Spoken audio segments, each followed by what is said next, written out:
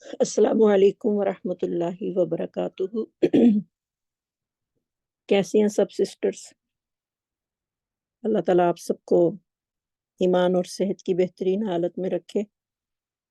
انشاءاللہ ہماری کلاس کا ٹائم شروع ہو گیا ہے، تو انشاءاللہ شروع کرتے ہیں۔ نحمدہ ونصلی علی رسولہ الکریم، اما بعد فاعوذ باللہ من الشیطان الرجیم، بسم اللہ الرحمن الرحیم۔ رب اشرح لی صدری ویسر لی امری واحلل عقدۃ من لسانی یفقہوا قولی۔ اللہم انفعنا بما علمتنا وعلمنا ما ينفعنا وزدنا علما۔ اللہم انا نسألک علما نافعا وعملا متقبلا ورزقا طیبا۔ اللہم لک الحمد کما ینبغی لجلال وجہک ولعظیم سلطانک۔ الحمد للہ علی کل حال ونعوذ بک من حال اہل النار۔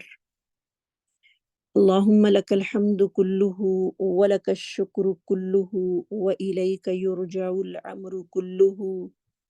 سرہ وعلانیتہ۔ اللہم لک الحمد انت ہدیتنا وخلقتنا ورزقتنا وفرجت عنا ومن كل شيء ما سألناك ربنا آتيتنا۔ اللهم اجعل آمالنا خالصة لوجهك الكريم۔ اللهم اجعل آمالنا خالصة لوجهك الكريم۔ اللهم ثبتنا عند الموت بكلمة لا إله إلا الله وتوفنا وأنت راض عنا غير غضبان۔ رب يسر ولا تعسر وتمم بالخير۔ اللهم طهر قلوبنا من النفاق وأعمالنا من الرياء ولساننا من الكذب وعيننا من الخيانة فإنك تعلم خائنة الأعين وما تخفي الصدور۔ اللهم إنا نعوذ بك من جهد البلاء ودرك الشقاء وسوء القضاء وشماتة الأعداء۔ اللهم إنا نعوذ بك من زوال نعمتك وتحول عافيتك وفجاءة نقمتك وجميع سخطك۔ اللهم اشفنا واشف مرضانا ومرضى المسلمين، اذهب الباس رب الناس واشفي انت الشافي لا شفاءك شفاء لا يغادر سقما۔ اللهم انا نعوذ بك من الجنون والجذام والبرص ومن سيء الاسقام یا رب العالمین۔ اللهم اذلنا تحت ظل عرشك یوم لا ظل الا ظلك۔ رب ارحمهما كما ربياني صغيرا۔ رب ارحمهما كما ربياني صغيرا۔ اللهم اغفر للمؤمنين والمؤمنات والمسلمين والمسلمات منهم أحياء والأموات إنك سميع قريب مجيب الدعوات۔ اللهم إنا نسألك إيمانا لا يرتد ونعيما لا ينفد ومرافقة محمد صلى الله عليه وسلم في أعلى جنة الخلد۔ اللهم اعز الاسلام والمسلمين واذل الشرك والمشركين ودمر اعداء الدين۔ اللهم اعز الاسلام والمسلمين في كل مكان۔ اللهم انصر الاسلام والمسلمين في فلسطين وفي كل مكان من ارض الاسلام۔ اللهم خالف بين كلمتهم، اللهم شتت شملهم ودمر ديارهم وخرق بنيانهم وزلزل أقدامهم وأنزل بهم بأسك الذي لا تردوه عن القوم المجرمين۔ اللهم أعز الإسلام والمسلمين في كل مكان، اللهم احفظهم كما تحفظ به عبادك الصالحين۔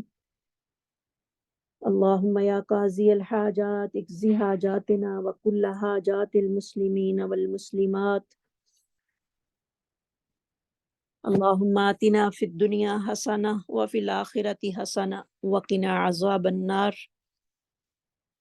انشاءاللہ آج ہمارا لیسن ہوگا آیت نمبر سورہ آل عمران،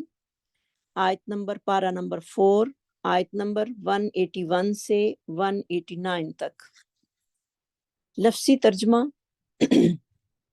لقد، البتہ یقیناً، سمیع اللہ، سن لی اللہ نے، قول الذین، بات ان لوگوں کی، قالوا، جنہوں نے کہا، ان اللہ، بے شک اللہ تعالیٰ، فقیر، فقیر ہے، محتاج ہے، ونحن اغنیاء، اور ہم غنی ہیں، سنکتب، ان قریب ہم لکھ لیں گے، ما قالوا، جو انہوں نے کہا، وقتلہم الانبیاء، اور ان کا قتل کرنا نبیوں کو، بغیر حق، نہ حق، وَنَقُولُ، اور ہم کہیں گے، ذُوقُوا عذاب الحریق، تم سب چکھو دہکتی آگ کا عذاب، ذَلِکَ، یہ، بما قدمت، اس کا بدلہ ہے جو، قدمت، آگے بھیجا، ایدیکم، تمہارے ہاتھوں نے، وَأَنَّ اللَّهَ، اور بے شک اللہ تعالیٰ، لیسا بظلام للعبید، نہیں ظلم کرنے والا اپنے بندوں پر، الذین، وہ لوگ، قالوا، جنہوں نے کہا، ان اللہ، بے شک اللہ تعالیٰ نے، عہد الینا، پختہ عہد لیا ہے ہم سے، اللہ، یہ کہ نہ، نؤمنا، ہم ایمان لائیں، لرسول، کسی رسول پر، حتی، یہاں تک کہ، یأتینا، وہ لے آئے ہمارے پاس، بقربان، ایسی قربانی، تأکلہ النار، کھا جائے اسے آگ، قل، آپ کہہ دیجئے، قد جاءکم، تحقیق آ چکے ہیں تمہارے پاس، رسول، کئی رسول، من قبلی، مجھ سے پہلے، بالبینات، واضح دلائل کے ساتھ، وبالذی، اور اس معجزے کے ساتھ،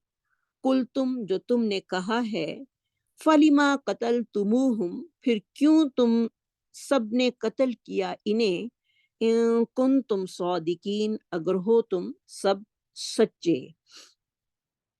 فَإِن كَذَّبُوكَ، اگر پھر بھی وہ جھٹلائیں آپ کو، فقد، تو یقیناً، کذب رسول، جھٹلائے گئے کئی رسول، من قبلک، آپ سے پہلے، جاءوا بالبینات، جو سب لا چکے ہیں واضح دلائل، والزبر، اور صحیفے، والکتاب المنیر، اور کتاب روشن، کل نفس، ہر جان، ذائقۃ الموت، مزہ چکھنے والی ہے موت کا، وَإِنَّمَا، اور بے شک، توفونا، تم سب کو پورا پورا دیا جائے گا، اجورکم، تمہارے اعمال کا بدلہ، یوم القیامتی، قیامت کے دن، فمن زحزح، اور جو کوئی بچا لیا گیا، عن النار، آگ سے، وادخل الجنت، اور داخل کیا گیا جنت میں، فقد فاز، تو وہ یقیناً کامیاب ہو گیا، وما الحیات الدنیا، اور نہیں ہے دنیا کی زندگی، الا متاع الغرور، مگر دھوکے کا سامان، لتبلون، البتہ ضرور تم سب آزمائے جاؤ گے، فی اموالکم، اپنے مالوں میں، وانفسکم، اور اپنی جانوں میں، وَلَتَسْمَعُنَّ، اور البتہ ضرور تب تم سب سنو گے، من الذین، ان لوگوں سے، اوت الکتاب، جو دیے گئے کتاب، من قبلکم، تم سے پہلے، ومن الذین، اور ان لوگوں میں سے بھی، اشرکو، جن سب نے شرک کیا، اذن کثیرن، تکلیف دہ باتیں بہت سی، وَإِن تَصْبِرُوا، اور اگر تم سب صبر کرو گے، وَتَتَّقُوا، اور تم سب ڈرتے رہو گے، فَإِنَّ ذَلِكَ تو بے شک یہ من عزم الامور یہ ہمت کے کاموں میں سے ہے۔ وَإِذْ أَخَذَ اللَّهُ اور جب لیا اللہ رب العزت نے میثاق پختہ وعدہ الذین ان لوگوں سے اوت الکتاب جو دیے گئے کتاب لَتُبَيِّنُنَّهُ البتہ تم ضرور بیان کرتے رہو گے اسے للناسی لوگوں کے لیے وَلَا تَكْتُمُونَهُ اور نہیں تم چھپاؤ گے اسے فَنَبَذُوهُ پس ان سب نے ڈال دیا اسے وَرَاءَ ظُهُورِهِمْ اپنی پشتوں کے پیچھے وَاشْتَرَوْا اور سب نے بیچ ڈالا بھی اس کو ثَمَنًا قَلِيلًا تھوڑی قیمت میں فَبِئْسَ پس بہت برا ہے ما یشترون جو وہ کاروبار کر رہے ہیں۔ لا تحسبن الذین تم ہرگز خیال نہ کرنا جو لوگ یفرحون جو خوش ہو رہے ہیں بما اس پر جو اتو وہ سب کر رہے ہیں ویحبون اور وہ سب چاہتے ہیں ان یحمدوا یہ کہ وہ سب تعریف کیے جائیں بما لم یفعلوا ان کاموں پر جو ان سب نے نہیں کیے فلا تحسبنہم اور پس ہرگز تم خیال نہ کرنا بمفازت ان کے بچنے کا من العذابی عذاب سے ولہم اور ان کے لیے عذاب عذاب ہے علیم دردناک۔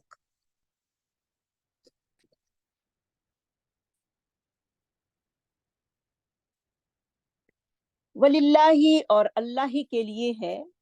ملک السماواتی بادشاہت آسمانوں کی والارضی اور زمین کی واللہ اور اللہ تعالی علی کل شیء قدیر ہر چیز پر جو ہے وہ قادر ہے۔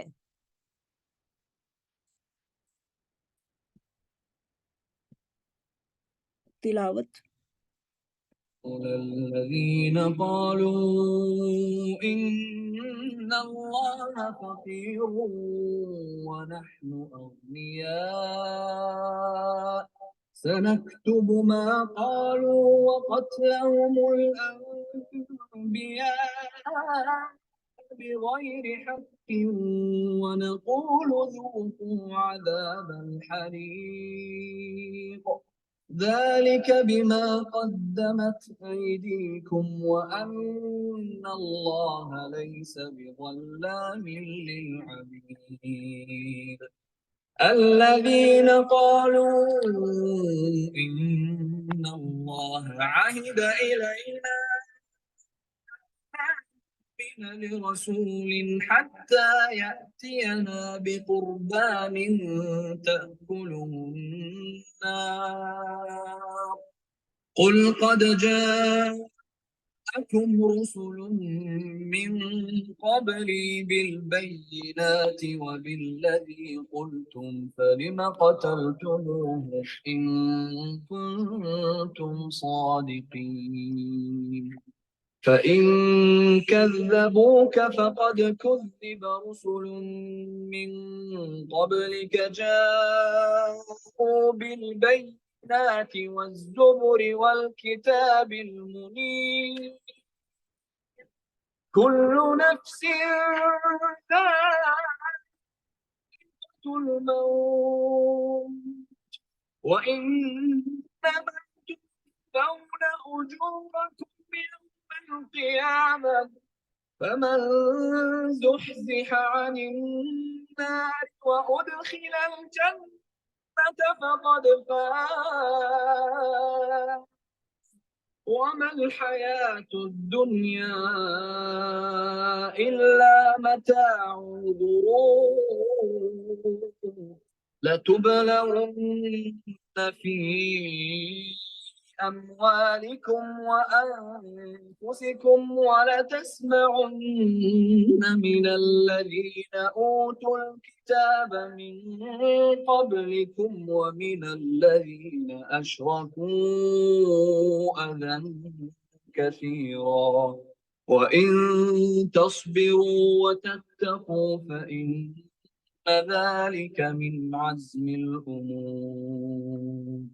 وَإِذْ أَخَذَ اللَّهُ مِيثَاقَ الَّذِينَ أُوتُوا الْكِتَابَ لَتُبَيِّنُنَّهُ لِلنَّاسِ وَلَا تَكْتُمُونَهُ فنبذوه وراء ظهورهم واشتروا به ثمنا قليلا فبئس ما يشترون لا تحسبن الذين يفرحون بما أتوا ويحبون أن يحمدوا بما لم يفعلوا فلا تحسبنهم بمفازة من العذاب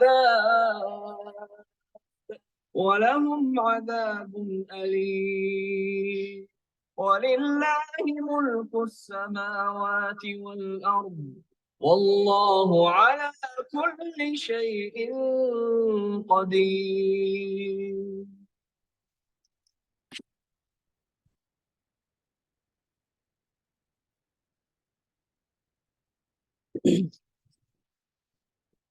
بسم اللہ الرحمن الرحیم. لقد سمع اللہ قول الذین،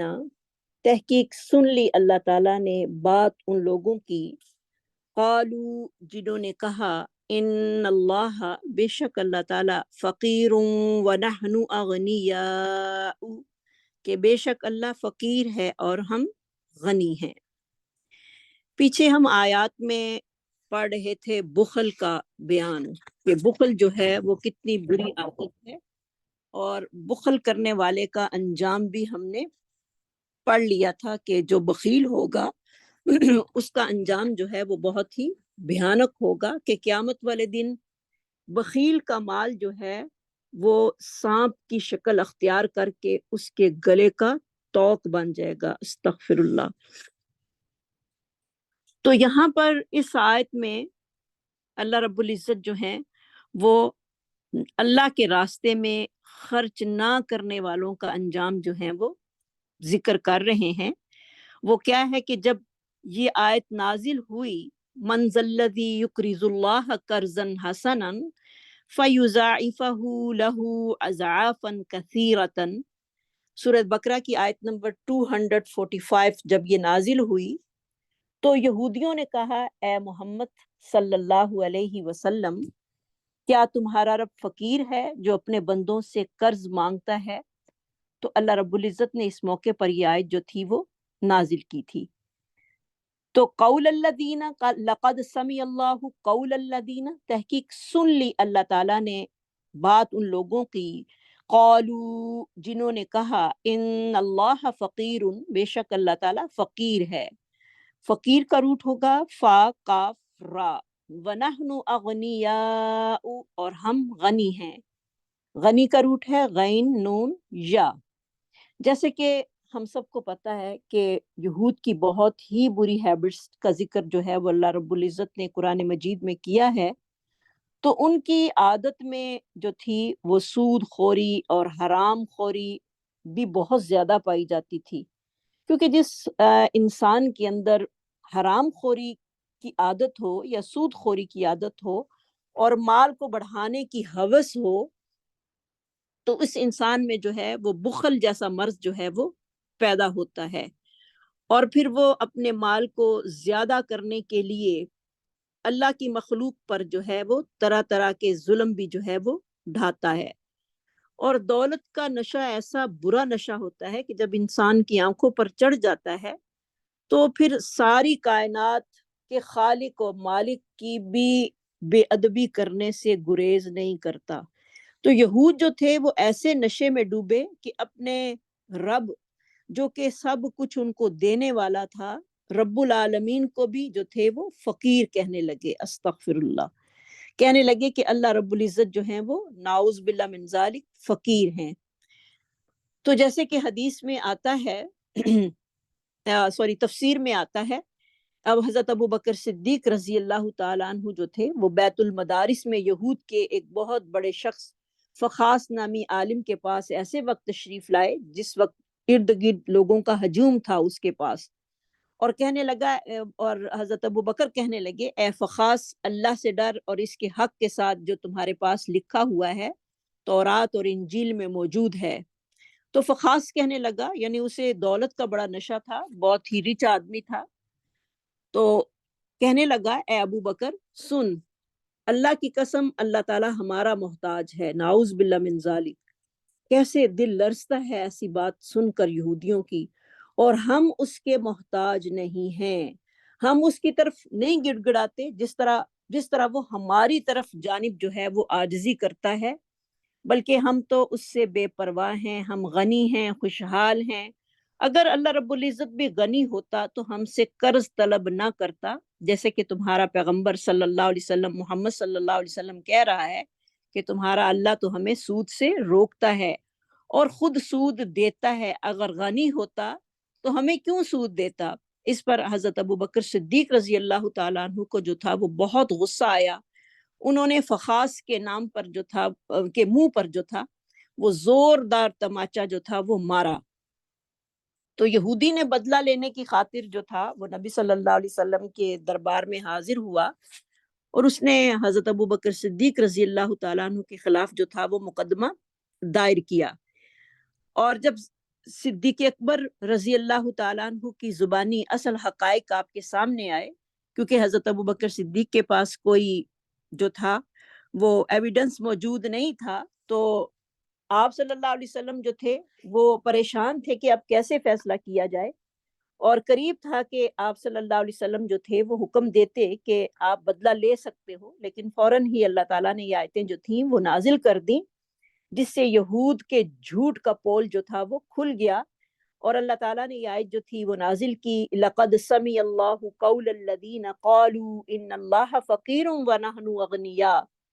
اللہ تعالیٰ نے ان لوگوں کی بات جو ہے وہ سن لی ہے جنہوں نے کہا کہ اللہ نعوذ باللہ فقیر ہے اور ہم سارے کے سارے ہی غنی ہیں۔ تو اتنی بھیانک ہیں یہ لوگ جنہوں نے اللہ رب العزت کی ذات کو بھی نہیں چھوڑا،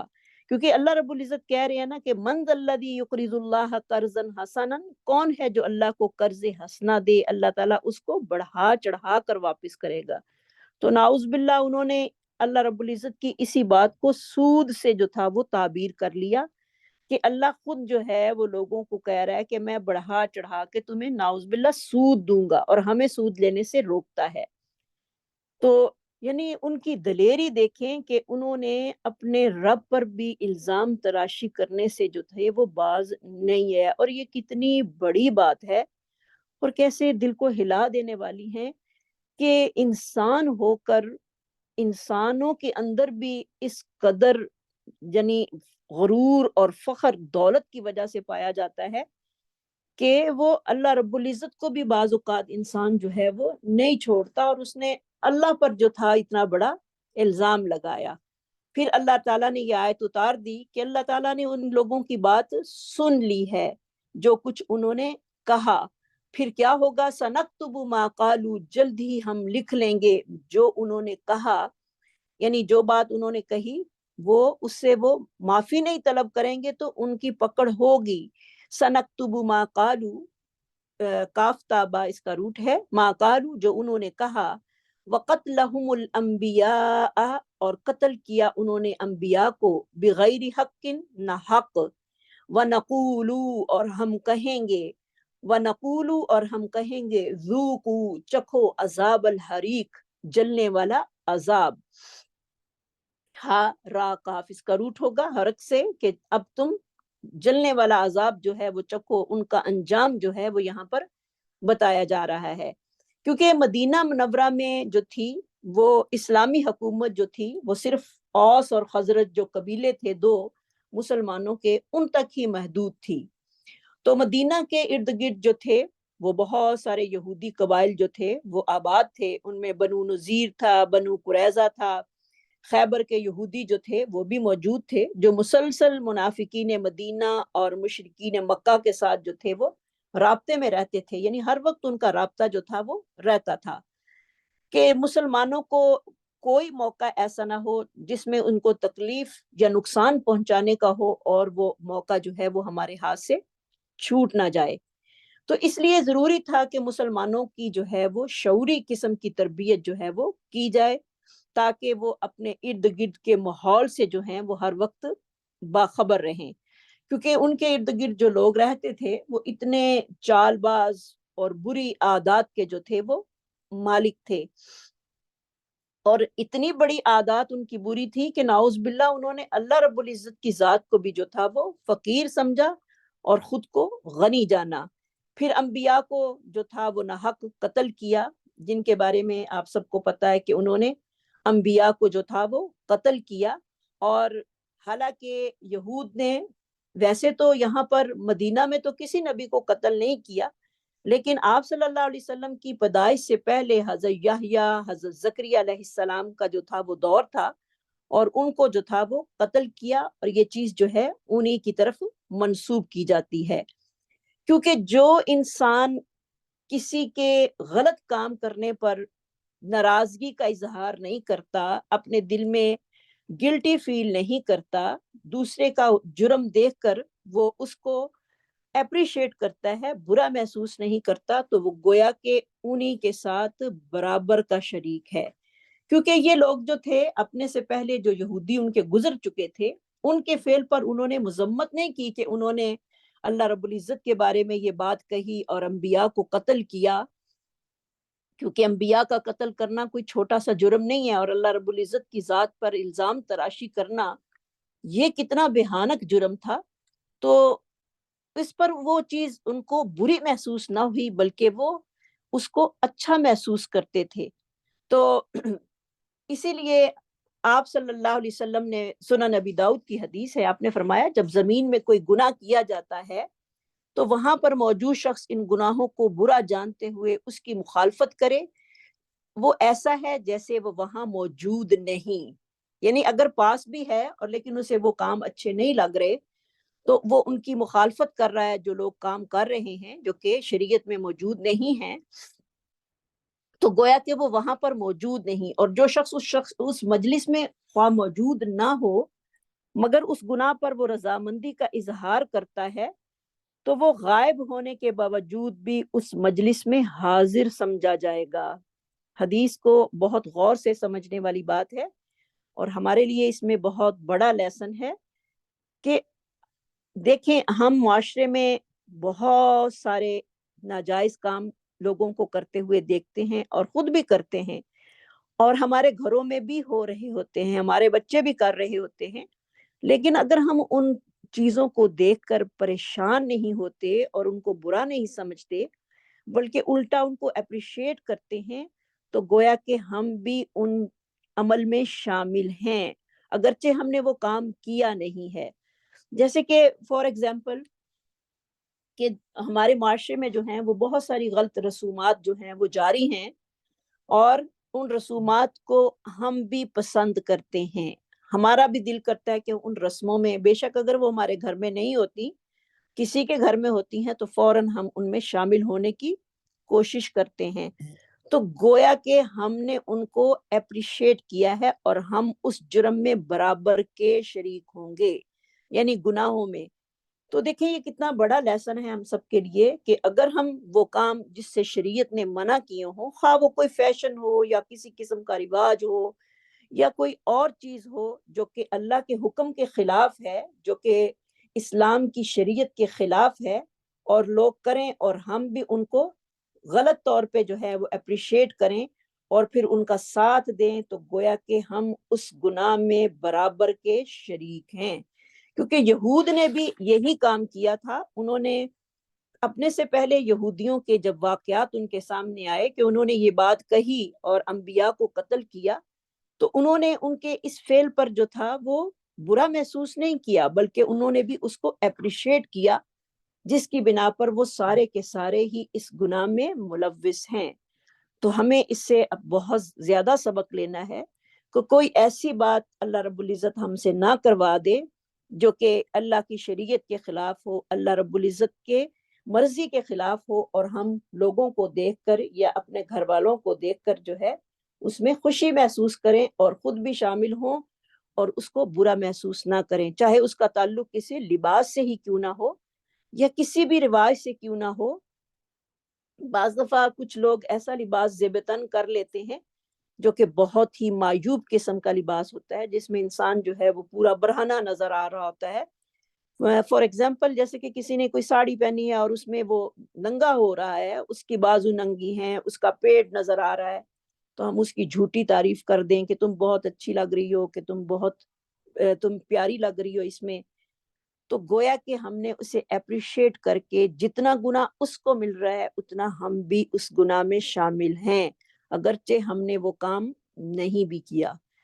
تو یہ بات جو ہے وہ ہمیں قرآن کے ذریعے پتہ چل رہی ہے کہ برائی کو اپریشیٹ کرنے والا بھی برائی کی مجلس میں شامل ہے، اگرچہ وہ اس میں حاضر نہیں بھی ہے۔ تو اس سے اللہ تعالیٰ سے ہمیں معافی بھی مانگنی ہے اور پناہ بھی مانگنی ہے، اور ہمیشہ یہ خیال رکھنا ہے کہ جو چیز ہمارے رب کو پسند نہیں وہ ہمیں بھی پسند نہیں ہونی چاہیے، کیونکہ ہماری شریعت یہی تقاضا کرتی ہے کہ برائی کو برائی ہی سمجھنا چاہیے۔ اور جیسے کہ انسان جو ہے یا تو زبان سے منع کرے یا ہاتھ سے روکے، اور اگر یہ بھی نہیں تو دل میں تو کم از کم اس کو برا سمجھے، یہ ایمان کا کمزور ترین درجہ ہے۔ ذالک، یہ بما قدمت ایدیکم، اس بنا پر جو آگے بھیجا تمہارے ہاتھوں نے، وَأَنَّ اللَّهَ لَيْسَ بِظَلَّامٍ لِّلْعَبِيدِ، بے شک اللہ تعالیٰ نہیں ظلم کرنے والا اپنے بندوں کے لیے۔ تو قدمت ایدیکم، کاف دال میم، تو ید کی جمع جو ہے وہ ایدیکم ہے، اور اللہ تعالیٰ اپنے بندوں کے ساتھ ظلم سے، عبید عبد کی جمع ہے، عبید جو ہے عین با دال اس کا روٹ ہے، تو اللہ تعالیٰ اپنے بندوں کے ساتھ ظلم کرنے والا نہیں ہے۔ اللہ نے انسان کو جو سزا دینی ہے وہ اس کے ہاتھ پاؤں کی کمائی کی وجہ سے ہی ہونی ہے، کیونکہ انسان کے دل میں پیدا ہونے والے جو خیالات ہوتے ہیں یا جو کام ہوتے ہیں ان کا اظہار انسان اپنے ہاتھ اور پاؤں اور اپنی حرکات سے کرتا ہے، کیونکہ جو کچھ ہنڈیا میں پکتا ہے وہی باہر آتا ہے۔ انسان کے دل میں جس چیز کی محبت اور طلب ہوتی ہے وہی انسان اس عمل کو ہی کرنا پسند کرتا ہے، اور بے شک اللہ تعالیٰ جو ہیں وہ تو اپنے بندوں پر ظلم کرتے ہی نہیں، کیونکہ وہ تو بندوں کے اعمال کا قیامت والے دن پورا پورا بدلہ جو ہے وہ دے گا۔ اب بندے جو ہیں یعنی ہم لوگ جو ہیں وہ خود ذمہ دار ہیں، نہ ہم برے عمل کریں اور نہ سزا کے مستحق ہوں۔ تو اگر مستحقین عذاب کو عذاب نہ دیا جائے، یعنی اللہ تعالیٰ ان کو عذاب نہ دے ان کے گناہوں کو دیکھ کر، تو یہ بھی آخرت میں ان کے حق میں حق تلفی ہوگی، اور اللہ تعالیٰ جو ہے وہ کسی کی حق تلفی نہیں کرتے، کیونکہ اللہ رب العزت کسی پر ظلم نہیں کرتا، بلکہ انسان اپنے اعمال بد کے ساتھ خود اپنی جان پر ظلم کرتا ہے۔ تو ہم اپنی جانوں پر جو ہیں وہ خود ہی ظلم کرنے والے ہیں، جیسے کہ اس کے بارے میں دعا بھی ہمیں سکھائی گئی ہے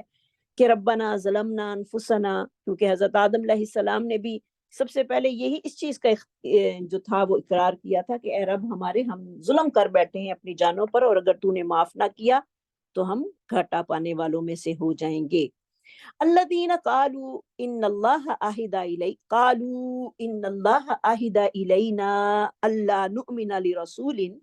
وہ لوگ جنہوں نے کہا کہ بے شک ہم نے عہد لیا ہے، بے شک اللہ تعالیٰ نے عہد لیا ہے ہماری طرف، یا عہد کیا ہے ہماری طرف، یعنی ہم نے اللہ سے جو ہے وہ عہد لیا ہے، یعنی وہ لوگ جنہوں نے یہ بات کہی کہ بے شک ہم نے اللہ سے عہد لیا ہے، اللہ لنؤمن لرسول، یہ کہ نہ ہم ایمان لائیں گے کسی بھی پیغمبر کے ساتھ، حتی یأتینا بقربان، یہاں تک کہ وہ لے آئے ایک قربانی، تأکلہ النار، اس کو آگ کھا جائے۔ تو کیونکہ یہود جو تھی وہ بڑی ہی مکار اور چال باز قوم ہے،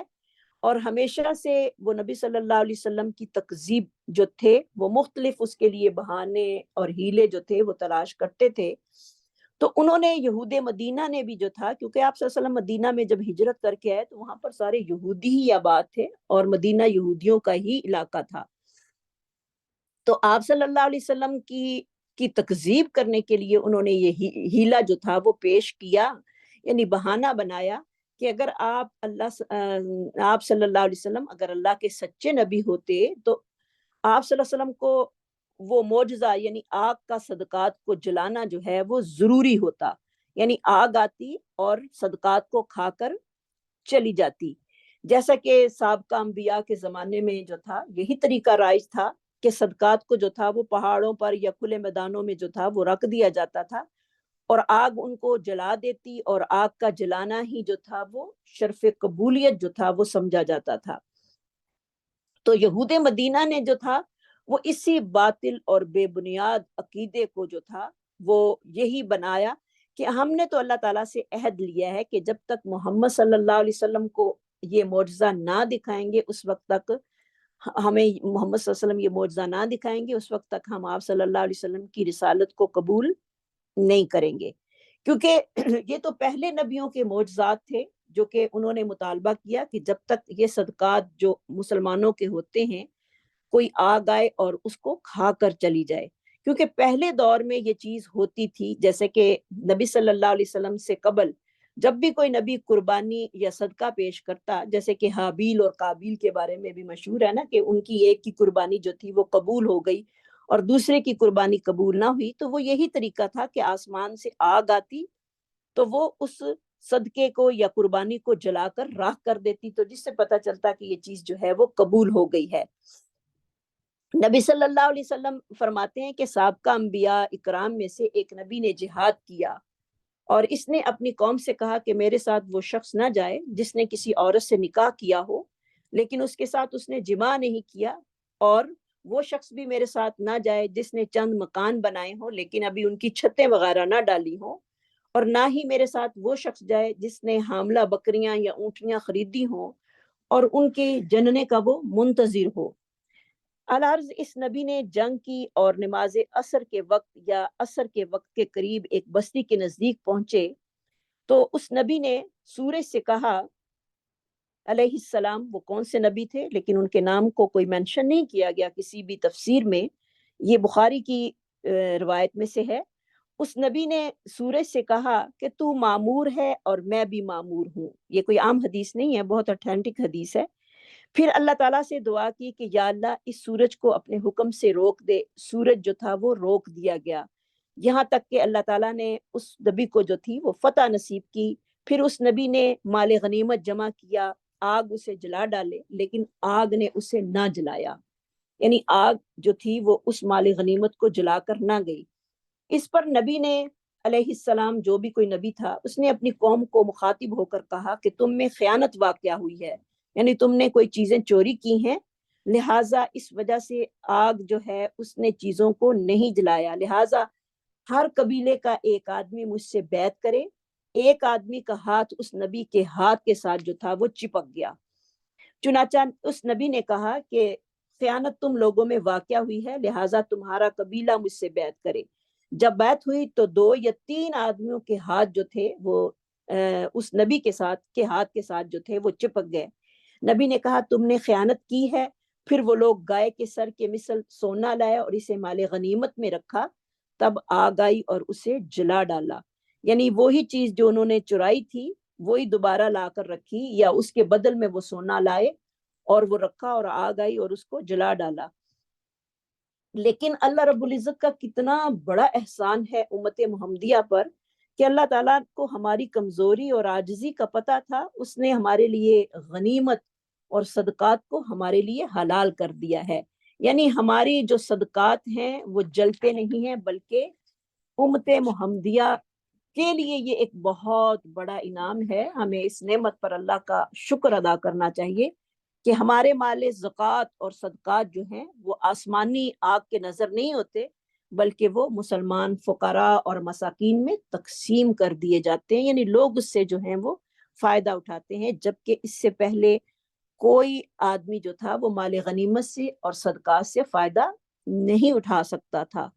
تو اللہ نے ہمیں ایسے نبی کی امت میں سے پیدا کیا الحمدللہ جس پر انعامات بہت زیادہ ہیں، آسانیاں جو ہیں وہ بہت زیادہ اللہ رب العزت نے کی ہیں، اتنا ہی ہمیں اللہ رب العزت کا جو ہے وہ شکر گزار ہونا چاہیے۔ تو دیکھیں آج ہماری زکوٰۃ اور صدقات سے کتنے لوگ جو ہیں وہ مستفید ہوتے ہیں، اور کئی لوگوں کی جو ہیں وہ جو ہیں ضروریات زندگی جو ہیں اس سے پوری ہو جاتی ہیں۔ تو یہ بھی اللہ کی بہت بڑی نعمت ہے۔ تو انہوں نے یہ بہانہ بنایا کہ جب تک ہم اس نبی کو نہیں مانیں گے، جب تک اس کے صدقات اور خیرات جو ہے وہ آسمان سے آ گئے اور اس کو کھائے اور پھر ہم اس کو مانیں گے، اس کے علاوہ ہم اس کو نہیں مانیں گے۔ کل کہہ دیجئے قد جاءکم رسل، تحقیق آئے تمہارے پاس رسول، من قبلی، مجھ سے پہلے، بالبیناتی، روشن نشانیاں لے کر، با یا نون، وبالذی، اور اس چیز کے ساتھ، کل تم، جو تم نے فرمائشیں کی تھیں وہ بھی لے کر آئے، فلیما قتلتموہم، کیوں کر تو پھر تم نے ان کو قتل کیا، یعنی ان نبیوں کو ہر تمہارا معجزہ جو تم نے طلب کیا تھا وہ اللہ رب العزت نے ان کو دیا، پھر بھی اس کے باوجود بھی تم نے ان کو قتل کیا،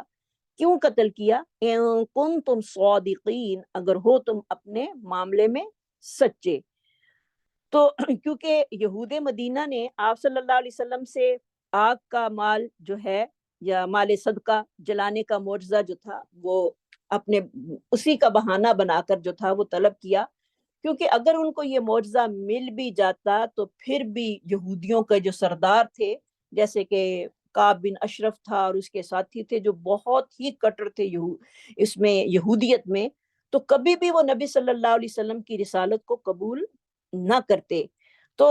اسی لیے اللہ رب العزت نے اپنے پیغمبر سے کہا کہ آپ ان کو کہہ دیجئے کہ میرے سے پہلے بھی تو اتنے نبی تمہارے اس میں آئے ہیں بنی اسرائیل میں، اور بے شمار معجزات لے کر آئے ہیں جن کی تم نے فرمائش کی تھی،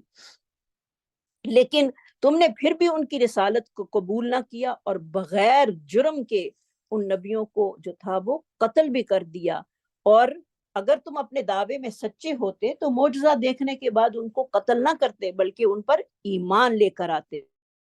تو تم اپنے ہر دعوے میں کیوں جھوٹے ہو؟ تم ایسے بہانے بنا کر جو ہے وہ پیغمبروں کی اہانت کرتے ہو اور انہیں پریشان کرنے کی کوشش کرتے ہو، لہٰذا جو نبی دے دے اس کو لے لو، اور جو نہیں اس کے پاس ہے وہ اس کے اختیار میں نہیں ہوتا کہ نبی اپنے پاس سے کوئی معجزہ جو ہے وہ کسی کو دکھا سکے۔ تو لہٰذا یہ تمہارے بہانے اور ہیلے کرنا جو ہے یہ سب جھوٹ میں شامل ہے۔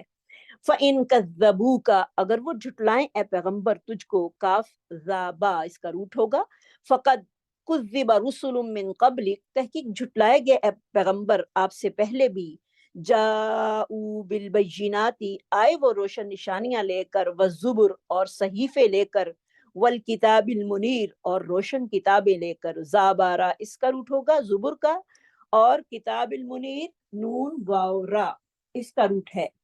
وہ اگر کیونکہ آپ صلی اللہ علیہ وسلم جو تھے وہ ان کی باتوں سے بڑے پریشان بھی ہو جاتے تھے کہ یہ لوگ کس کس قسم کی باتیں جو ہیں وہ کرتے ہیں،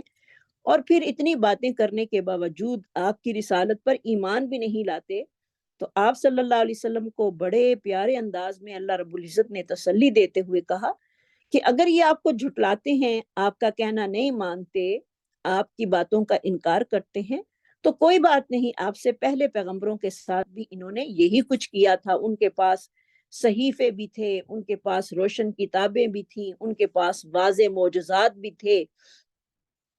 تو انبیاء کو جھٹلانا جو ہے وہ بنی اسرائیل کا شروع سے ہی طرز عمل رہا ہے، اور پھر یہ آپ کو جھٹلانا جو ہے یا آپ کی تکذیب کرنا ان کے لیے کوئی انوکھی بات نہیں، لہٰذا آپ کو ان کی باتوں کی پرواہ نہیں کرنی۔ اگر آپ ان کی باتوں کے پیچھے ان کی پرواہ کرنے لگ گئے تو پھر آپ اپنے اصل مشن سے جو ہیں وہ پیچھے ہو جائیں گے۔ آپ کو تو اپنا مشن جاری رکھنا ہے، جیسے بھی ان کی ہیبٹس ہیں، جیسے بھی ان کی عادات ہیں، یا جیسے بھی ان کے آپ کے ساتھ بیہیویئر ہیں، ان کو آپ نے ایسے ہی رکھتے ہوئے جو ہے وہ اپنے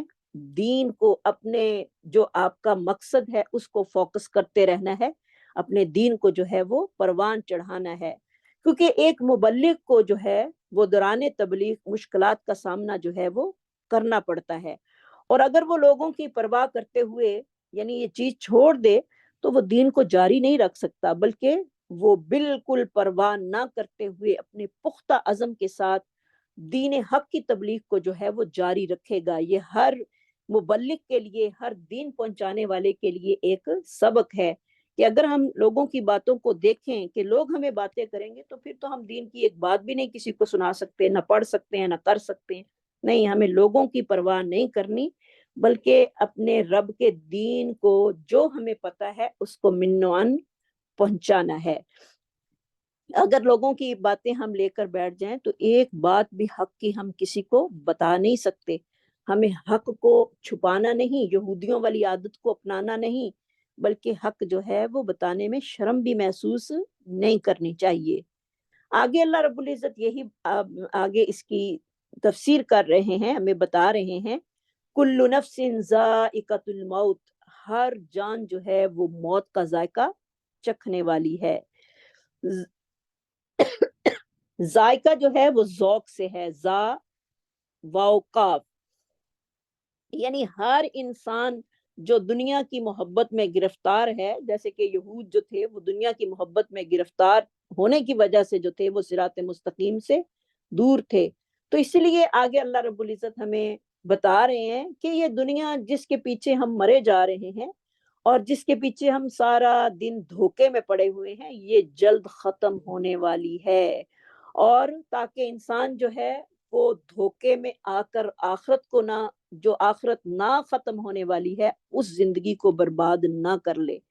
تو لہٰذا انسان کو کانشیس ہونا ہے کس بات پہ کہ کل نفس ذائقۃ الموت، ہر نفس موت کا ذائقہ چکھنے والی ہے،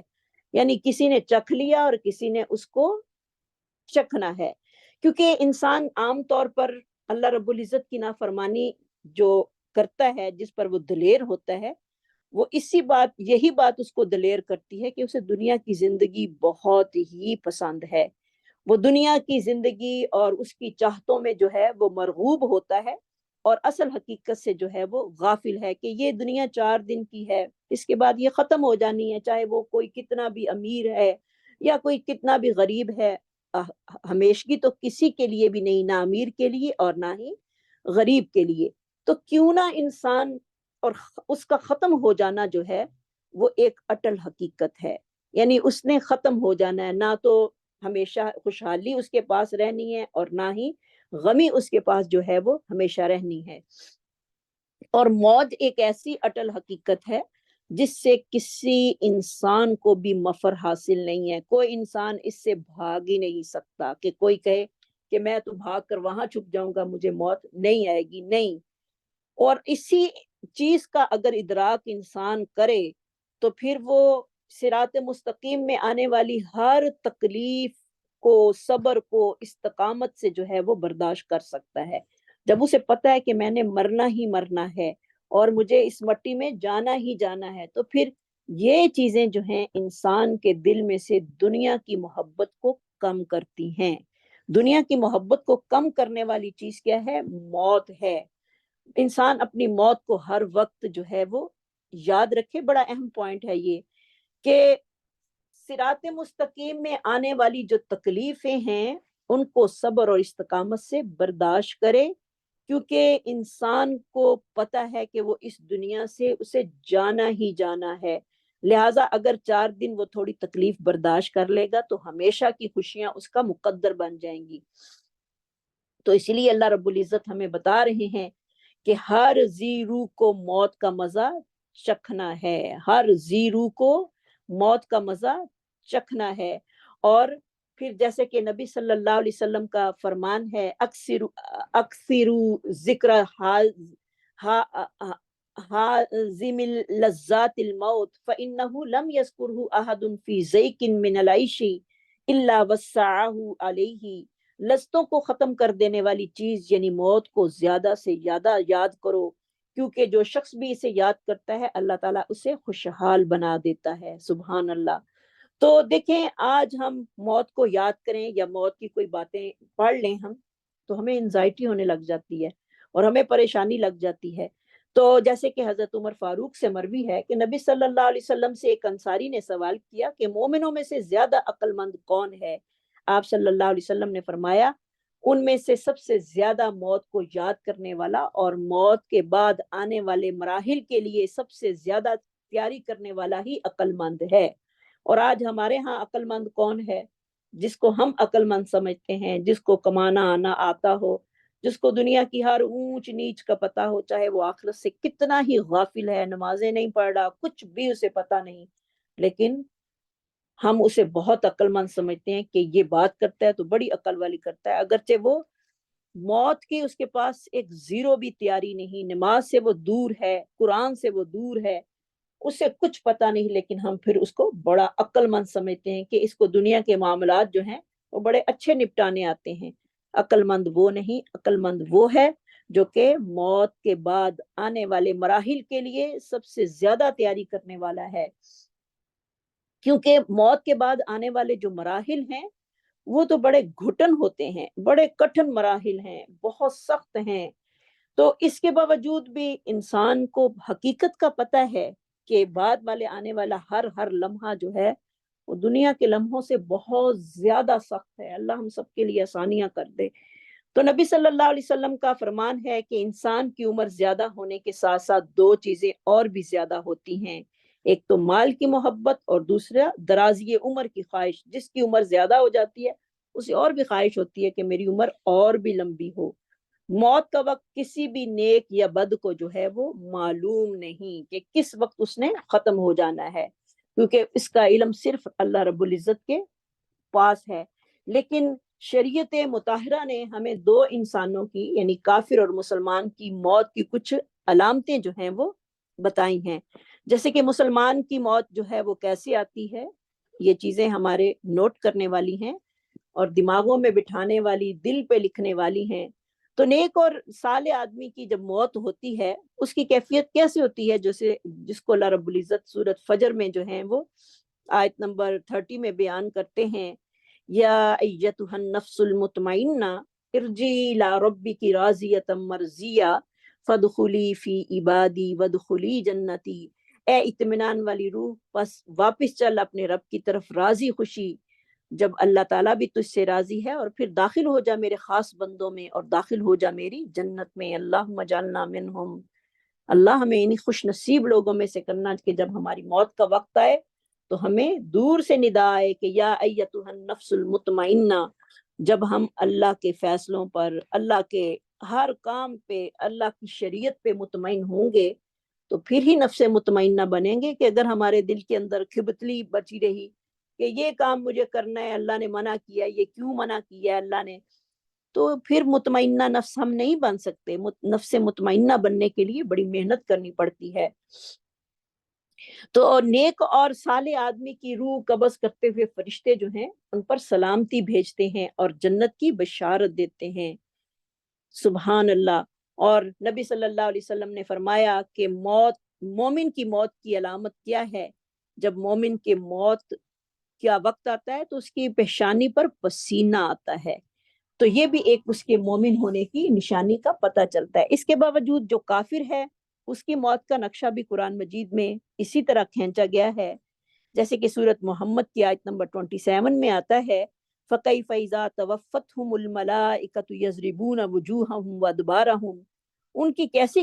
درگت ہوگی جب فرشتے ان کی روحیں قبض کرتے ہوئے ان کے چہروں اور ان کی سرینوں پر جو ہیں وہ ماریں گے۔ تو جب کوئی آدمی کسی کے پاس ایسی واقعہ ہو کہ کسی کی موت کا وقت قریب ہو تو اس کو لا الہ کی بھی تلقین کرنی چاہیے۔ یہ نہیں کہنا چاہیے کہ لا الہ پڑھو، بلکہ خود سے لا الہ جو ہے وہ پڑھنا چاہیے۔ لَقِّنُوا مَوْتَاكُمْ لا الہ الا اللہ، اپنے قریب المرگ کو لا الہ الا اللہ کی تلقین کیا کرو۔ تو یہ ہیں انسان کی جو ایک مومن ہے اور ایک کافر، اس کی موت کا نقشہ جو ہے وہ تھوڑا سا ہم نے تھوڑا سمجھا کہ مومن کی موت کس طرح ہے اور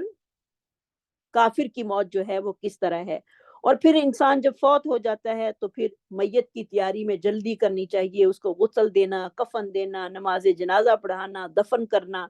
یہ سارے چیز جو ہیں امور جو ہیں وہ واجب امور میں آتے ہیں۔ اور مستحب امور کون سے ہیں کہ میت کے لیے دعائے مغفرت کرنا، انا للہ و انا الیہ راجعون پڑھنا، عزیز و قارب اور اہل سنت کو وفات کی اطلاع دینا، اہل میت کے لیے کھانا کا انتظام کرنا، اور جنازے کے وقت 3 صفیں بنانا۔ تو یہ سارے جو ہیں وہ مستحب عمل ہیں۔ تو یہ سارے سب مسلمانوں کو پتہ ہونا چاہیے کہ یہ ہمارا دین ہے۔ انما و انما توفون اجورکم، اور بے شک تم پورا پورا بدلہ دیے جاؤ گے، وفا یا وفا سے اجر کی جمع اجور، یوم القیامت قیامت کے دن تمہیں پورا پورا بدلہ، کیونکہ قبر میں تو انسان کو پورا پورا بدلہ نہیں مل سکتا۔ ہاں اگر جنتی ہوتا ہے تو جنت کی طرف ایک کھڑکی اس کو کھول دی جاتی ہے، اس کو راحتیں ملنی شروع ہو جاتی ہیں، لیکن مکمل راحت اور مکمل سکون جو ہے وہ قیامت والے دن ہی ہوگا۔ اس کے باوجود جو کافر ہے اس کو جہنم کی طرف اس کی ایک کھڑکی جو ہے وہ قبر میں کھول دی جاتی ہے، وہاں سے دھواں آگ اس کو آتا رہتا ہے، کیونکہ اس کو بھی پورا عمل پوری سزا جو ہے وہ قبر میں نہیں ملتی۔ اللہ تعالیٰ قیامت والے دن جو ہیں وہ پوری بدلہ جو ہیں وہ دیں گے، نیکیوں کا بھی اور گناہوں کی سزا جس کی اللہ نے جو مقرر کی ہوگی۔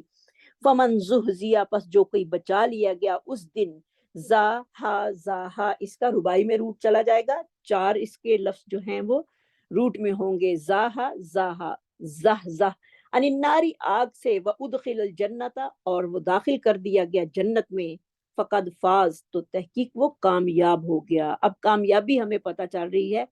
کہ انسان کی کامیابی جو ہے وہ کہاں پر ہے، انسان کیسے کامیاب ہوگا۔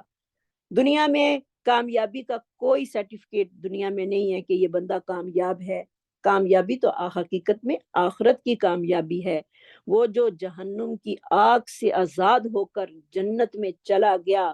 حقیقی کامیابی اور کامرانی یہی ہوگی، کیونکہ نبی صلی اللہ علیہ وسلم نے فرمایا جنت میں ایک کوڑے کی جگہ کے برابر مل جانا دنیا میں اور اس میں موجود تمام اشیاء سے جو ہے وہ بہتر ہے۔ تم چاہو تو یہ آیت پڑھ لو، فمن زحزح عن النار وادخل الجنت فقد فاز، جو شخص جہنم کی آگ سے بچا لیا گیا اور جنت میں داخل کر دیا گیا وہ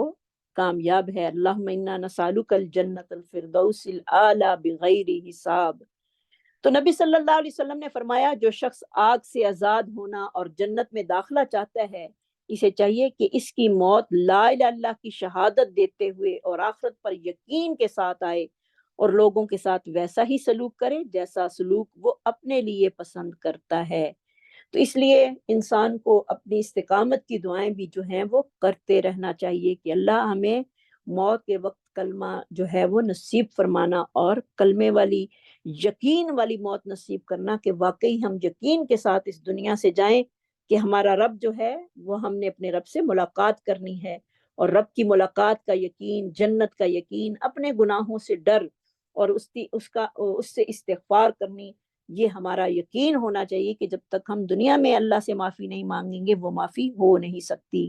اسی لیے اللہ رب العزت آگے کیا بتا رہے ہیں، وَمَا الْحَيَاةُ الدُّنْيَا إِلَّا مَتَاعُ الْغُرُورِ، اور نہیں ہے دنیا کی زندگی مگر سارا دھوکے کا سامان، دھوکا۔ یعنی جو لوگ حق کا انکار کرتے ہیں، صرف دنیاوی دولت کمانے میں ہی مصروف ہیں، تو ان کو دنیا کی زندگی نے دھوکے میں ڈال رکھا ہے، دھوکا دے رہی ہے اس دنیا کی زندگی، کیونکہ یہ چند دن فانی زندگی دنیا کی خاطر انسان اگر اپنی آخرت کو خراب کر لے تو یہ کوئی عقل مندی کی بات نہیں ہے، کیونکہ انسان کی دنیا کی زندگی تو چند دن ہے، کچھ پتہ نہیں کہ کب جو ہے وہ موت کا دھچکا آ لگے، اور پھر ایسے لوگوں کے لیے اللہ نے عذاب جو ہے وہ تیار کر رکھا ہے۔ تو اسی لیے اللہ رب العزت ہمیں یہاں پر سمجھا رہے ہیں وَمَا الْحَيَاةُ الدُّنْيَا، اس دنیا میں غرق نہ ہو جانا، اس دنیا کے پیچھے اپنے دین کو پیچھے نہ کر دینا، ایسا نہ ہو اس دنیا کے پیچھے تمہارے لیے دین کے لیے ٹائم ہی نہ نکلے۔ نہیں، دنیا کی زندگی تو سارا دھوکے کا سامان ہے، کتنا کچھ بھی انسان دنیا میں اکٹھا کر لے، زیور اکٹھا کر لے، پیسہ کر لے، کپڑے کر لے، مکانات کر لے، گاڑیوں کا انبار لگا لے، کتنا بھی کر لے، لیکن وہ دل کو سکون ہوتا ہی نہیں ہے جب تک وہ اپنے خالق حقیقی کو یاد نہیں کر لیتا، کیونکہ اس کو پتہ ہے کہ میری موت آنی ہی آنی ہے، کیونکہ اللہ رب العزت خود بیان کرتے ہیں بل تحبون العاجلہ وتذرون الآخرہ، تم دنیا کو پسند کرتے ہو اور آخرت کو بھول جاتے ہو۔ تو انسان کو اپنی موت جو ہے وہ ہر وقت یاد رکھنی ہے، اور کیونکہ موت سے انسان کے تمام اعمال جو ہیں وہ منقطع ہو جاتے ہیں، اعمال نامہ جو ہے وہ بند ہو جاتا ہے۔ صرف 3 عمل جو ہیں وہ باقی رہتے ہیں، صدقہ جاریہ، نیک اولاد اور نفع دینے والا علم۔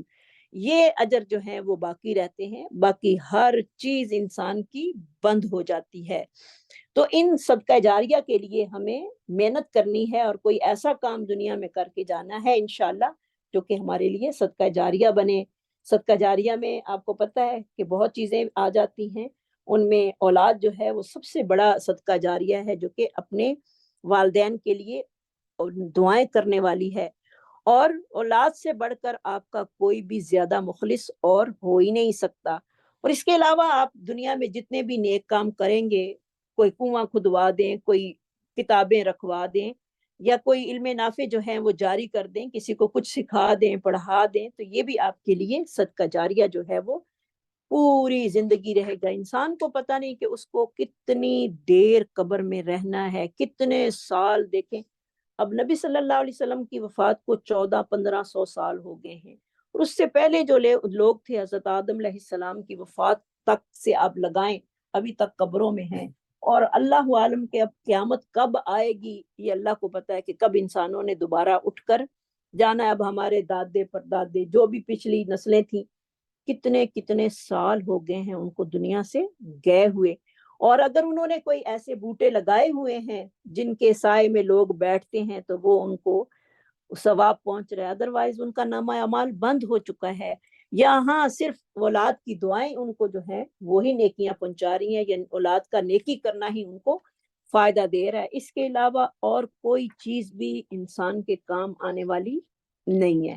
تو اللہ سے دعا بھی کرتے جائیں کہ اللہ ہمارے لیے بھی بہترین صدقہ جاریہ کوئی بنا دے، جس سے ہمیں اجر جو ہے وہ ملتا رہے۔ لَتُبْلَوُنَّ فِي أَمْوَالِكُمْ، البتہ تم ضرور آزمائے جاؤ گے اپنے مالوں میں۔ پھر مضمون جو ہے وہ چینج ہو کر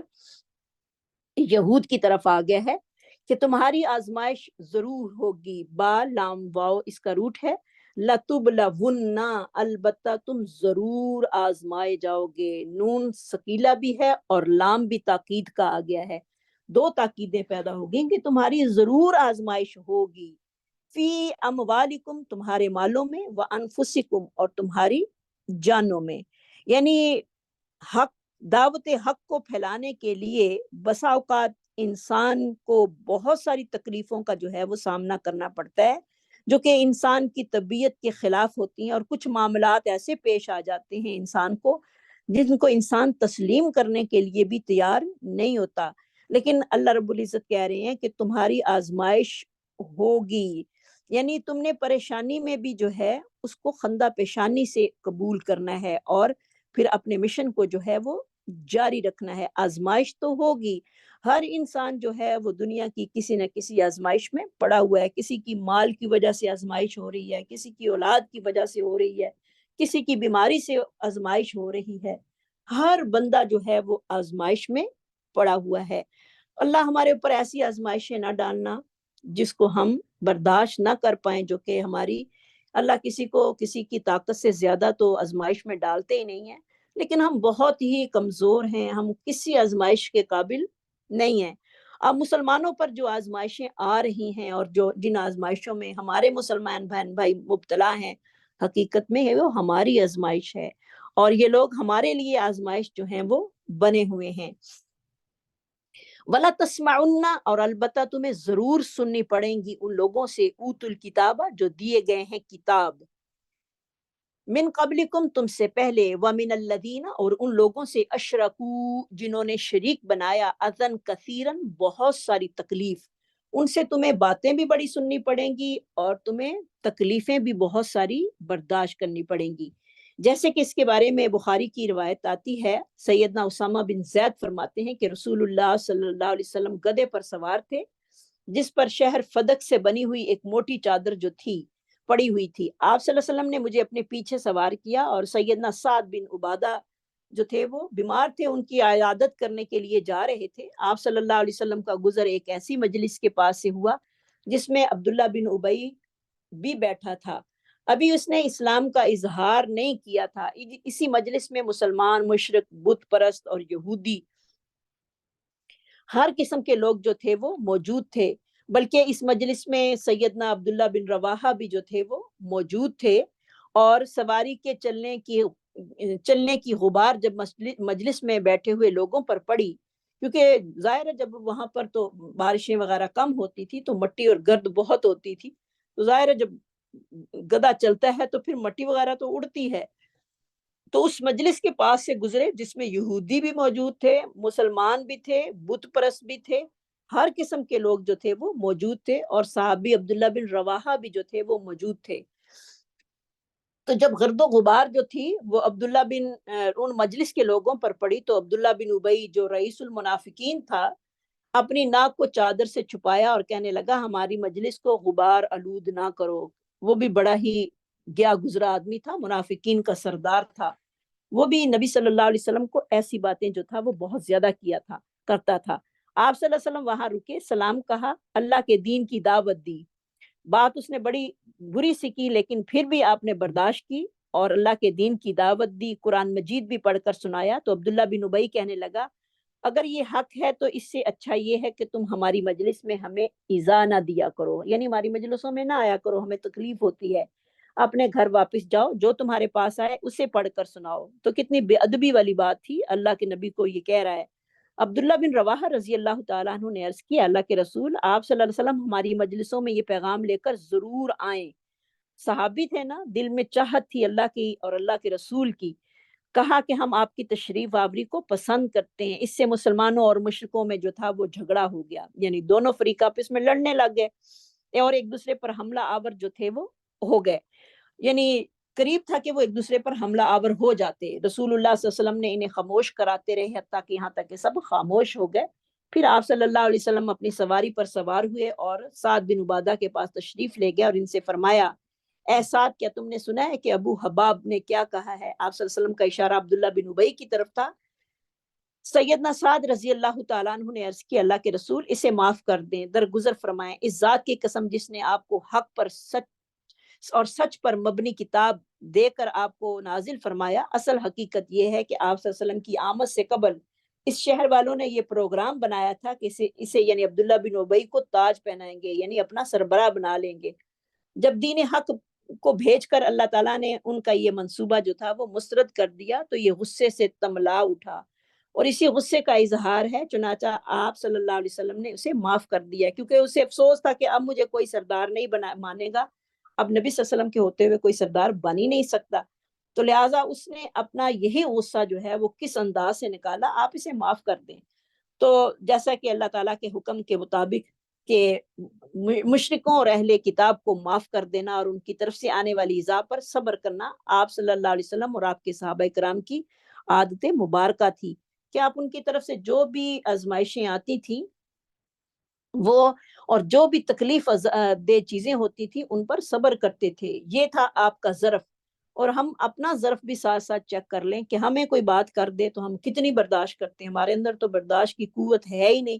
ہم کسی کی چھوٹی سی بات بھی برداشت نہیں کر پاتے، لیکن ہمیں اپنے اندر جب قرآن پڑھتے ہیں تو ایسی عادات کو اپنانا ہوگا کہ ہم اپنے اندر کوئی ہمیں بات کر دے تو ہمیں خندہ پیشانی سے اس کی بات کو سن لینا چاہیے، اپنے آپ کو جو ہے وہ اتنا گرم نہیں کرنا چاہیے، بلکہ ہم کیا ہیں بہت گرم ہو جاتے ہیں، اور اتنا کہ لوگ اگر معافی بھی مانگے تو ہم ان کو معاف کرنے کے لیے بھی تیار نہیں ہوتے، اور اگر معاف کر بھی دیں تو پھر بھی وہ الجھن ہمارے اپنے دماغ میں سمائی رہتی ہے، تو یہ غلط باتیں ہیں ساری۔ اس سے پتہ چلتا ہے کہ وہ انسان جو ہے وہ ظرف کا انتہائی گھٹیا اور چھوٹا ہے۔ تو انسان کو اپنا بڑا ظرف رکھنا ہے، اللہ اور اس کے رسول کی صحابہ کے عمل کو دیکھنا ہے۔ تو اللہ تعالیٰ نے یہی بات کہی کہ جب تم دین کی دعوت دو گے تو تمہیں ان لوگوں سے باتیں بھی اور تکلیفیں بھی برداشت کرنی پڑیں گی، اور ان کی تکلیف دہ باتیں بھی تمہیں ضرور سننی پڑیں گی۔ تو یعنی اللہ تعالیٰ نے کیا فرمایا وَلَتَسْمَعُنَّ مِنَ الَّذِينَ أُوتُوا الْكِتَابَ، البتہ تم ضرور سنو گے ان لوگوں سے جو دیے گئے ہیں کتاب تم سے پہلے، اور ان لوگوں سے اشرکو جنہوں نے شریک بنایا اذًا کثیرا، تکلیف بہت زیادہ۔ جب نبی صلی اللہ علیہ وسلم نے جنگ بدر لڑی تو اللہ تعالیٰ نے بہت سارے سرداران قریش کو جو تھا وہ میدان بدر میں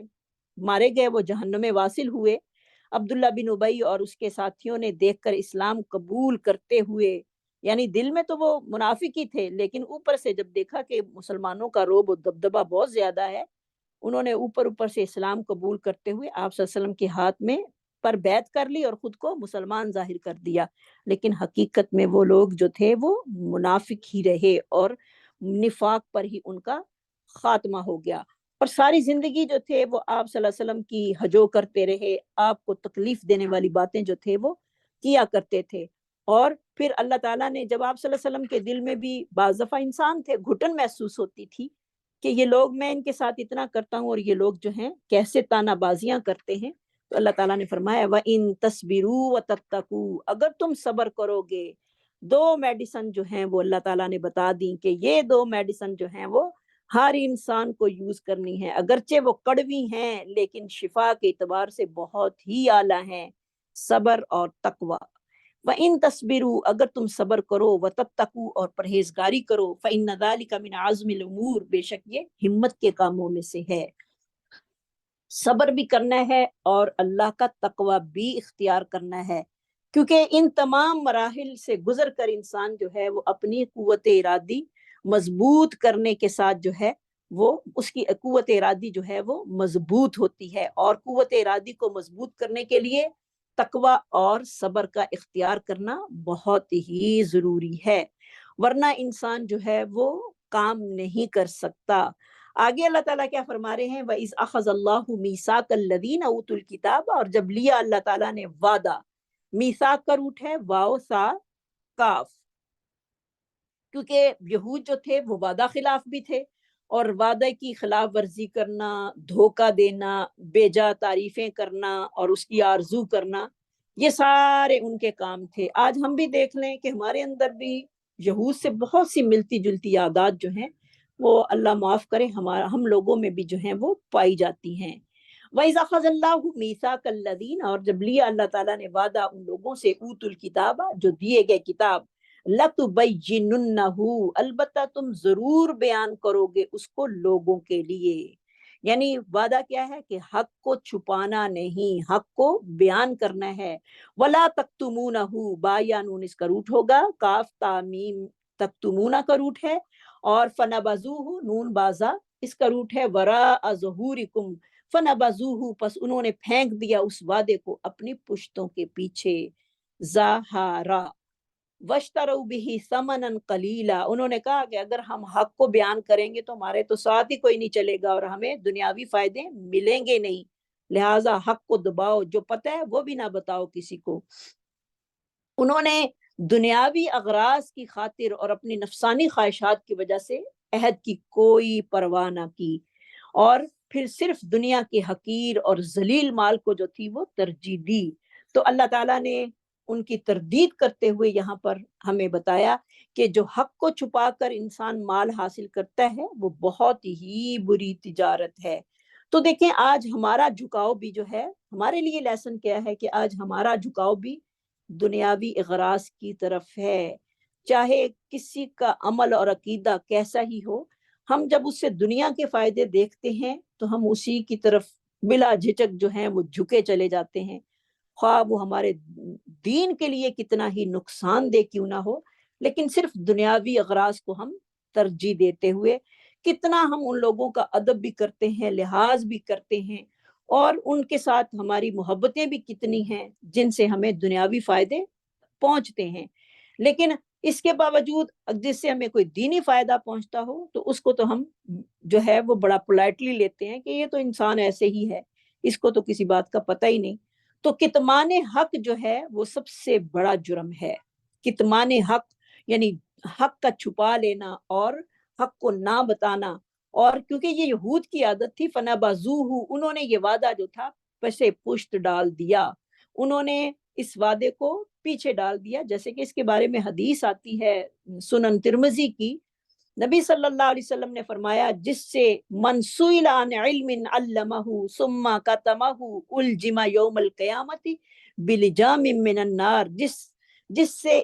علم کے متعلق پوچھا گیا اور اس نے علم کے ہونے کے باوجود اسے چھپایا تو روز قیامت اسے جہنم کی آگ سے لگام پہنائی جائے گی. استغفر اللہ اللہم لا تجعلنا منہم. جہنم کی آگ سے جو ہے وہ لگام پہنائی جائے گی. تو یہود جو تھے وہ آج تک اسی عادت پہ قائم ہیں کہ انہوں نے حق کو چھپایا، اور یہاں تک کہ نبی صلی اللہ علیہ وسلم کے سوال کرنے کے باوجود بھی جو تھے وہ غلط بیانی سے جو تھے وہ کام لیتے رہتے تھے. جیسے کہ شادی شدہ زانی کی سزا جو تھی وہ رجم تھی، تو وہ کیا کہتے تھے کہ منہ کالا کر کے بس اس کو گدے پہ بٹھا دو، یہی اس کی سزا ہوگی. اور جب آپ نے ان کے سوال کرنے پر بھی ان کے علماء سے جو تھے وہ پوچھتے رہے، لیکن انہوں نے کسی نے کوئی جواب نہ دیا. جب ان کا ہاتھ اٹھایا تو رات کے اوپر سے، تو نیچے رجم کی آیتیں جو تھیں وہ پوشیدہ تھیں. تو یہ ساری یہود کی عادتیں ہیں اور جن کو عذاب بڑا سخت ہونا ہے. اللہ ہمارے اندر کوئی ایسی عادت پائی جاتی ہے تو اللہ ہمیں معاف کر دے اور ہمیں اس صحیح دین پھیلانے کی اور صحیح لوگوں کو بتانے کی جو ہے وہ توفیق نصیب فرما، اور ہماری زبانوں کو اللہ تعالیٰ گونگا نہ کرنا بلکہ حق کے لیے ہمیشہ کھولتے رہنا. ولا تکتمونہ، اور نہ تم چھپانا اس کو. فنبذوہ وراء ظہورہم، پس انہوں نے پھینک دیا اس عہد کو اپنے پشتوں کے پیچھے. واشتروا بہ ثمنا قلیلا، اور خریدی انہوں نے اس کے ساتھ تھوڑی قیمت.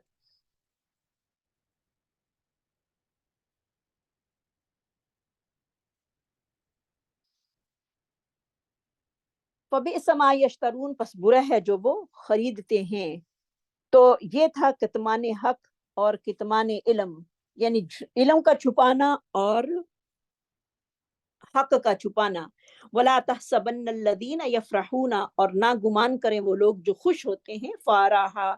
بما اس چیز پر، اتو جو دیے گئے، بما اتو جو دیے گئے، ویحبون اور وہ پسند کرتے ہیں، ان یحمدوا بما لم یفعلوا، یہ کہ وہ ہر وقت تعریف کیے جائیں اس کی جو کام انہوں نے نہیں کیے. ہا بابا اس کا روٹ ہوگا یحمدوا، ہا میم دال. تو بسا اوقات انسان جو ہے وہ اپنی جھوٹی تعریف بھی بڑی پسند کرتا ہے. کوئی اس کی تھوڑی سی تعریف کر دے وہ اس کو بڑا پسند آتا ہے. تو اللہ تعالیٰ نے یہ بتایا کہ یہ یہودیوں کی بری عادت ہے کہ وہ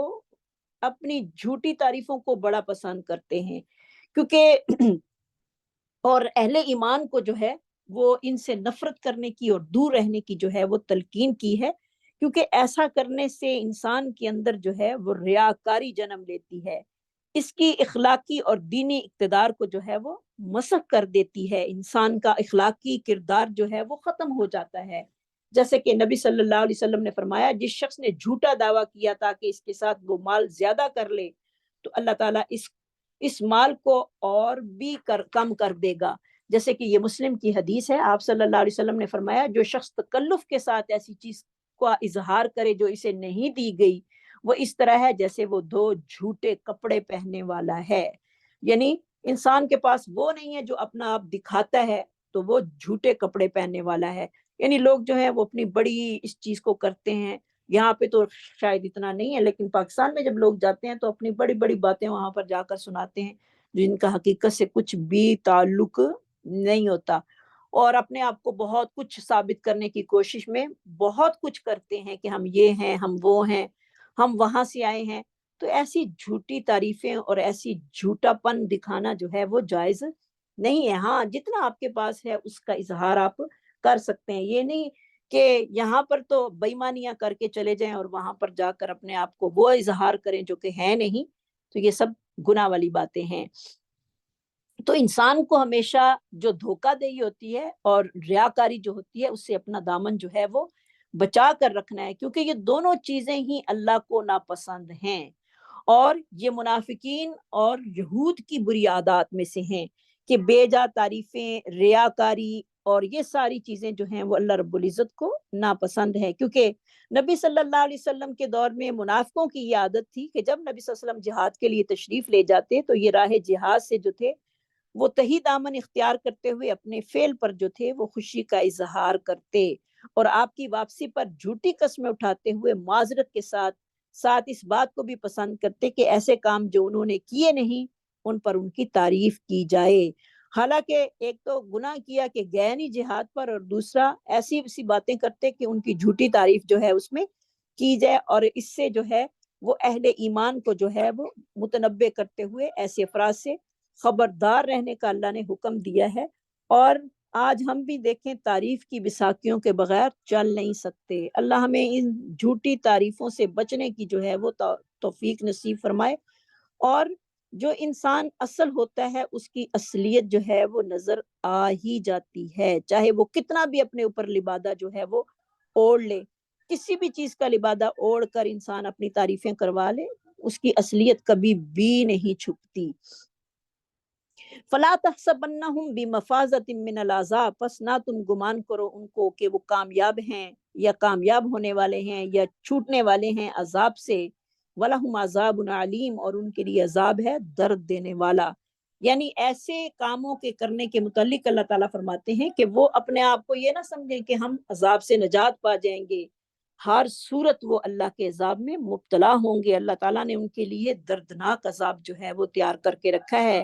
اس لیے کہ وَلِلَّهِ مُلْكُ السَّمَاوَاتِ وَالْأَرْضِ، اللہ ہی کے لیے ہے بادشاہت آسمانوں کی اور زمین کی۔ واللہ علی کل شیء قدیر، اور اللہ تعالیٰ جو ہے وہ ہر چیز پر قادر ہے۔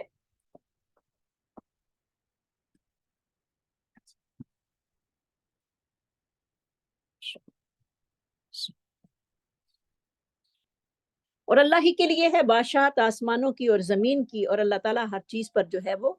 قادر ہے۔ یعنی کلی اختیار جو ہے وہ اللہ رب العزت کی ذات کو ہے، کوئی چیز اسے عاجز کاری ہی نہیں سکتی۔ اس سے ڈرتے ہوئے اس کی مخالفت سے جو ہے وہ باز آ جاؤ، کیونکہ ہر چیز پر اللہ کی قدرت ہے۔ انسان یہ نہ سمجھے کہ